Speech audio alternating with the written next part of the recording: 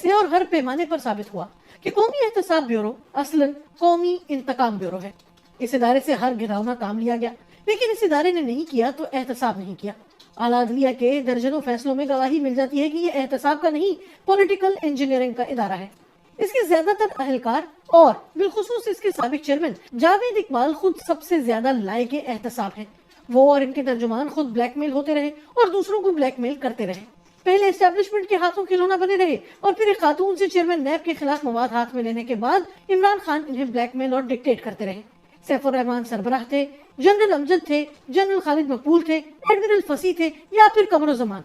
किसी दौर में इस इदारे ने एहतसाब का काम नहीं किया, लेकिन इमरान खान और इनको इक़्तिदार में लाने वालों ने जिस बुरी तरह इस इदारे को इस्तेमाल किया, इसकी वजह से तो उल्टा इस इदारे ने सियासत को रुस्वा और मईशत को तबाह करने में भी बुनियादी किरदार अदा किया।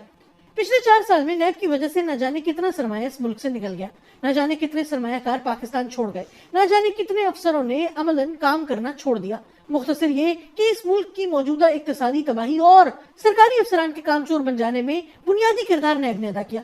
फवाद हसन फवाद और अहद चीमा के साथ जो जुल्म रवा रखा गया, इसके बाद कोई अफसर मामूली रिस्क की हामिल फाइल को हाथ लगाने का रिस्क नहीं ले रहा। दर हकीकत जनरल मुशर्रफ के दौर में बनाया गया नैब का कानून ही इंसाफ के असूलों के मुनाफी था। हमारा दीन और मगरबी दुनिया के कवानीन दोनों की रूह से जुर्म साबित करना इल्जाम लगाने वाले की जिम्मेदारी होती है, लेकिन नैब कानून की रूह से नैब किसी पर इल्जाम लगा देता है और फिर अपने आप को मासूम साबित करना उसकी जिम्मेदारी है। हमारे दीन इस्लाम और मौजूदा महज़िब दुनिया के कवानीन की रूह से हर शख्स को उस वक्त तक मासूम समझा जाएगा जब तक वो अदालत से मुजरिम साबित ना हो, लेकिन नैब कानून की रूह से हर नापसंदीदा शख्स को मुजरिम करार दिया जाता है। ये सरासर जालिमाना कानून है जिसकी वजह से नैब और इसके चेयरमैन सबसे बड़ा माफिया बन गए थे। अभी तो सिर्फ तैयबा गुल बोली है, लेकिन न जाने कितने 100 इज्जतमंद लोगों की इज्जतें नैब के हाथों तार तार हुई। अगर कभी मरियम नवाज शरीफ ने वो बयान किया जो इनके साथ नैब की तहवील में हुआ तो तूफान खड़ा हो जाएगा। नैब सिर्फ इज्जतों के दर पे नहीं था, बल्कि इसकी वजह से ब्रिगेडियर रिटायर्ड असद मुनीर जैसे लोग भी खुदकुशियों पर मजबूर हुए।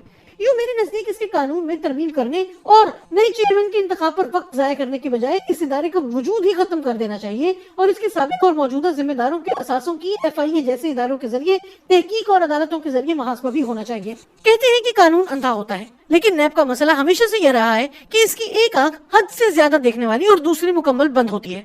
परवेज मुशर्रफ के दौर में मुस्लिम लीग काफ और पेट्रियट से मुतालिक इसकी आंख मुकम्मल बंद थी, जबकि नून लीग और पीपल्स पार्टी से मुतालिक हद से ज्यादा खुली थी।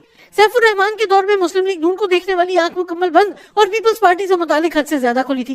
जरदारी साहब के दौर में इसकी दोनों आंखें बंद थी, जबकि इमरान खान के दौर में इसकी एक आंख हद से ज्यादा खुल गई। नून लीग या पीपल्स पार्टी के रहनुमाओं के साथ साथ नापसंदीदा सरकारी अफसरान और गैर सरकारी कारोबारी लोगों तक को भी देखने लगी, लेकिन इमरान खान और इसके इत्तेहादियों से मुतालिक इसकी एक आंख मुकम्मल बंद रही।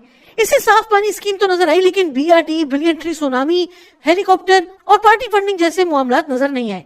मुझे ये भी मालूम है कि इमरान खान स्पीकर और कई अहम वज़रा के खिलाफ केसेस तैयार हैं और रेफरेंस के लिए नैब सिर्फ इशारे का मुंतजर है। मुझे ये भी मालूम है कि मौजूदा सेटअप के बहुत सारे लोग नैब को बरकरार रखना चाहते हैं। वो चाहते हैं कि अब इमरान खान और इनके साथियों को भी नैब का मजा चखाएं, लेकिन गलती का जवाब गलती से और जुल्म का जवाब जुल्म से अहले ज़र्फ का शेवा नहीं होता।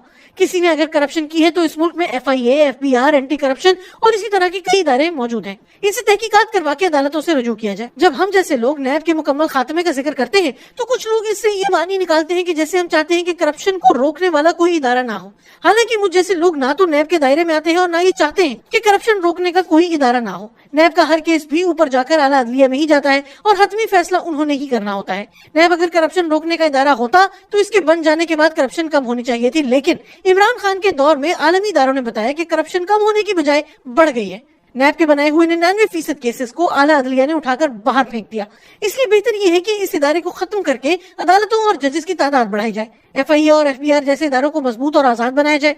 प्रोसिक्यूशन के मामलात पर तवज्जो दी जाए। वकला की भारी फीसों और केसेस के फैसलों में ताखीरी हरबों के मसले का हल निकाला जाए।